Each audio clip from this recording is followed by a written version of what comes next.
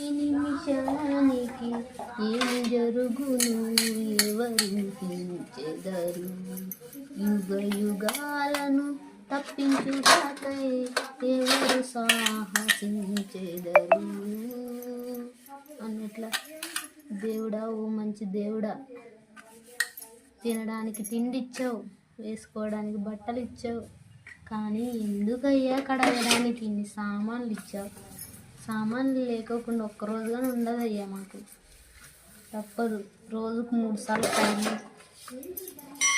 పెట్టాలంటే దేవుని మంచి కోరిక. దేవుడు ప్రత్యక్షమైన నీ కోరుకోమ్మా, ఏం కావాలి అంటే సామాన్ల నుంచి నన్ను విముక్తురాలను చేసేయి స్వామి అని చెప్పాలనుంది. చేస్తాడేమో చూడాలి, తప్పదు. రోజుకు 3 సార్లు కాదు. ప్లీజ్ సబ్స్క్రైబ్ చేసుకోండి, follow please. Thank you, love you all.